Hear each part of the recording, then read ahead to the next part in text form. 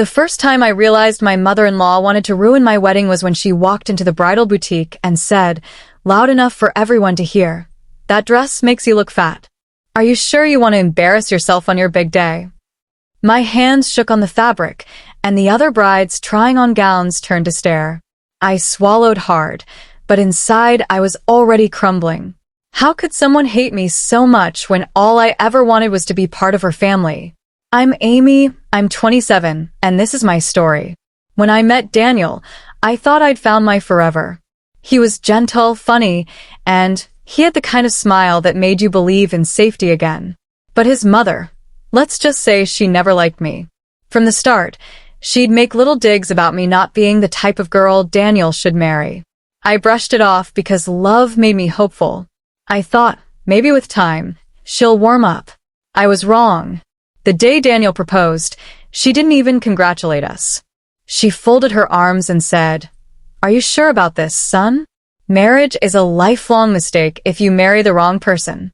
My chest tightened, but Daniel held my hand and told her, firmly, that I was the right person for him.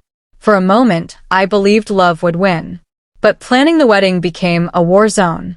Every choice I made, flowers, food, music, she tore apart. She wanted to invite her entire bridge club, people I had never even met. When I said no, she hissed under her breath, "Ungrateful girl." It was supposed to be my day, but she made it feel like hers. One evening, Daniel and I were at his parents' house, and I overheard her on the phone. Her voice was sharp, whispery. "Don't worry, I'll take care of it. That girl won't know what hit her." My heart pounded in my ears. Was she talking about me? About the wedding?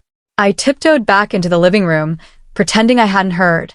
But the words burned into me. A few days later, disaster struck. I arrived at the cake shop to confirm our order, only to be told it had been canceled by me. Or at least, that's what the shop owner said. My name had been used. My number, too. My stomach dropped. I knew it wasn't me. I didn't even need to guess who it was. When I confronted Daniel, he sighed and said, "Babe, she's just stressed. Maybe you should let her help more. She just wants to be involved." I wanted to scream. Involved? She was sabotaging me. I held it together, smiling through my frustration, but at night, I cried into my pillow. I couldn't understand why she despised me so much. I wasn't stealing Daniel away. He loved her, too. There was room for both of us. But she acted like I was the enemy. The final straw before things exploded happened at my bridal shower. She showed up in a white lace dress, short, flashy, and completely inappropriate. She made a toast, clinking her glass, and said, "Let's hope Amy learns how to cook, or Daniel will be starving in his marriage." Everyone laughed awkwardly, but my cheeks burned with humiliation. I wanted to run. By the way, let me know in the comments where you're watching from. I love knowing where my story travels. When I told my mom what happened, she grabbed my hands and whispered, "Honey, you don't have to let her walk all over you. Sometimes people like that only understand when you fight back." My mom's words stuck with me.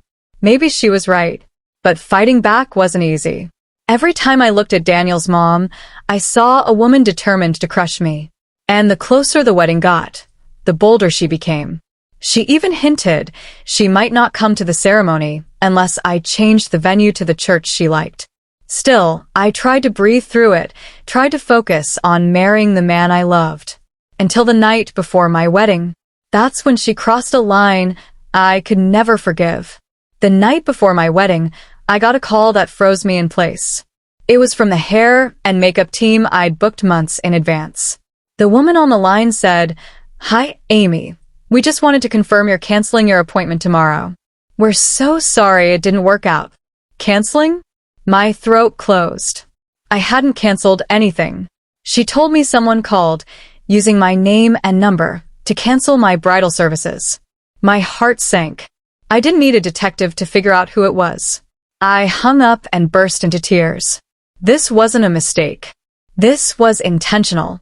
She wanted me to walk down the aisle looking like a mess, humiliated on the biggest day of my life. I called Daniel, voice shaking. He was furious at first, but when he confronted his mom, she denied everything. She swore she'd never sabotage me, that I was making it up.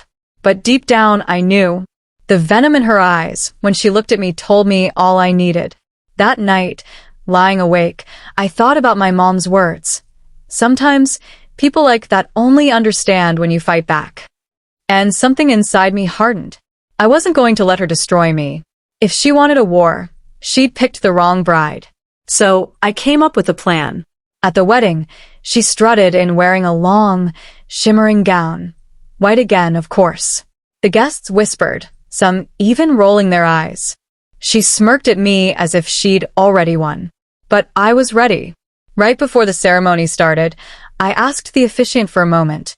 I stepped up, microphone in hand, and looked at the guests. My heart pounded, but my voice was clear.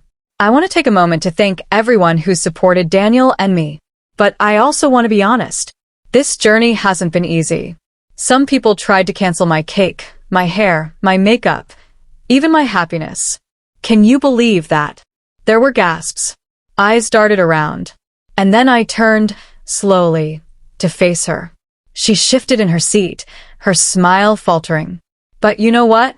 Every attempt to ruin me only made me stronger.